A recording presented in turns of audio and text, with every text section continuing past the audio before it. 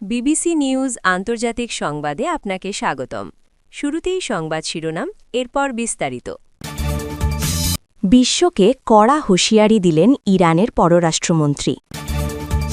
মৃত্যুর আগে বিশ্বের মুসলমানদের যে সতর্কবার্তা দিয়ে গেছেন লারিজানি। ইরানের ব্যালিস্টিক ক্ষেপণাস্ত্র হামলায় 2 ইসরায়েলি নিহত। ইসরায়েলের রেল স্টেশনে ইরানের ভয়াবহ মিসাইল হামলা। দর্শক, এতক্ষণ শুনছিলেন সংবাদ শিরোনাম, এখন বিস্তারিত। বিশ্বকে কড়া হুঁশিয়ারি দিলেন ইরানের পররাষ্ট্রমন্ত্রী।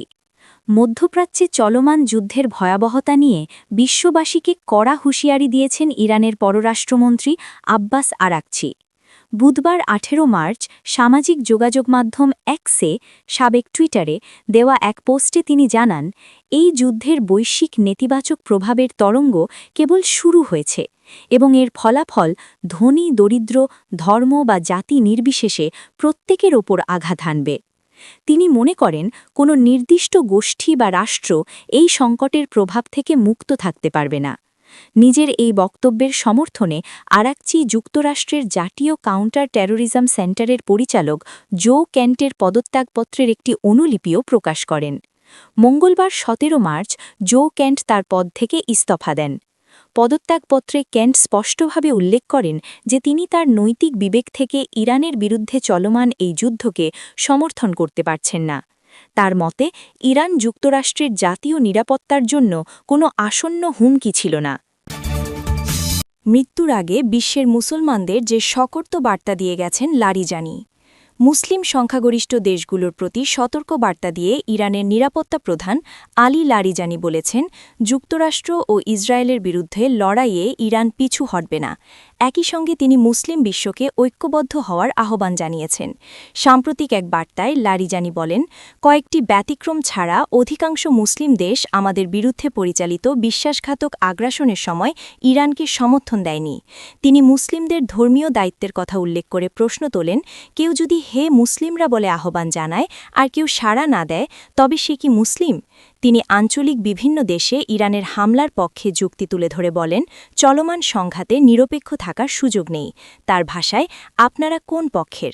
তবে লারিজানি বলেন, ইরান প্রতিবেশী দেশগুলোর উপর আধিপত্য প্রতিষ্ঠা করতে চায় না।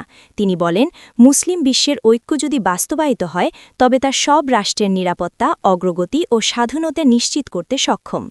এর আগে জাতীয় নিরাপত্তা কাউন্সিলের প্রধান আলী লারিজানি দখলদার ইসরায়েলের হামলায় নিহত হয়েছেন বলে নিশ্চিত করেছে ইরান। বিবৃতিতে বলা হয়েছে, ইরান এবং ইসলামী বিপ্লবের আদর্শকে সমুন্নত রাখার আমৃত্যু সংগ্রাম শেষে অবশেষে আলী লারিজানি তার দীর্ঘদিনের লালিত স্বপ্ন পূরণ করলেন। সত্যের ডাকে সাড়া দিয়ে দেশ ও জাতির সেবায় নিজেকে বিলিয়ে দিয়ে তিনি লাভ করলেন শাহাদাতের পরম গৌরব। ইরানের ব্যালিস্টিক ক্ষেপণাস্ত্র হামলায় 2 ইসরায়েলি নিহত। ইরানের রাতভর ব্যালিস্টিক ক্ষেপণাস্ত্র হামলায় দখলদার ইসরায়েলের তেল আবিবের উপশহর রামাত গানে 2 জন নিহত হয়েছেন। দেশটির জরুরি চিকিৎসা সেবা সংস্থা ম্যাগেন ডেভিড অ্যাডাম MDA জানিয়েছে, গুরুতর আহত অবস্থায় থাকা ওই 2 ব্যক্তি পরে মারা যান। হিব্রু গণমাধ্যমের খবরে বলা হয়েছে, নিহতরা 70-এর কোঠার এক দম্পতি। প্রাথমিক তথ্য অনুযায়ী ইরানের মিসাইল হামলা থেকে বাঁচতে তারা বোমা আশ্রয় কেন্দ্রে যাওয়ার চেষ্টা করছিলেন। এদিকে এই হামলার পর তেল আবিব ট্রেন স্টেশন সহ বিভিন্ন স্থানে ক্ষয়ক্ষতির খবর পাওয়া গেছে। এতে নগর জুড়ে আতঙ্ক ছড়িয়েছে। একই সঙ্গে বনি ব্রাক 25 নামে এক যুবক স্র্যাপনেলের আঘাতে আহত হন। MDA জানায়, আহত ওই যুবককে দ্রুত চিকিৎসার জন্য তেল আবিবের ইচিলভ হাসপাতালে নিয়ে যাওয়া হয়েছে। পরিস্থিতি পর্যবেক্ষণে নিরাপত্তা বাহিনী সতর্ক অবস্থানে রয়েছে। ইসরায়েলের রেল স্টেশনে ইরানের ভয়াবহ মিসাইল হামলা। দখলদার ইসরায়েলের বুক চিরে এবার সরাসরি আঘাত হানল ইরানের মিসাইল। বুধবার 18 মার্চ বাংলাদেশ সময় ভোররাত 4:30 থেকে 4:45টার মধ্যে 2 দফায় এই ভয়াবহ হামলা চালায় ইরান।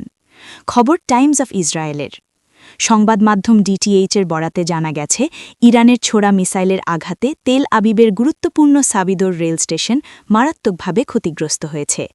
এই হামলায় ইরান অত্যাধুনিক চাস্টার মিসাইল ব্যবহার করেছে বলে জানা গেছে। সামরিক বিশেষজ্ঞদের মতে একটি ক্লাস্টার মিসাইলে প্রায় ২০টি আলাদা ছোট বোমা থাকে, যার প্রতিটির ওজন প্রায় ২.৫ কেজি। ফলে একটি মিসাইল আঘাত হানার পর বিশাল এলাকা জুড়ে ধ্বংসযজ্ঞ চালাতে সক্ষম হয়। রেল স্টেশন ছাড়া আর কোন কোন জায়গার মিসাইল আছড়ে পড়েছে সেটি এখনও স্পষ্ট করেনি ইসরায়েলি সংবাদমাধ্যমগুলো।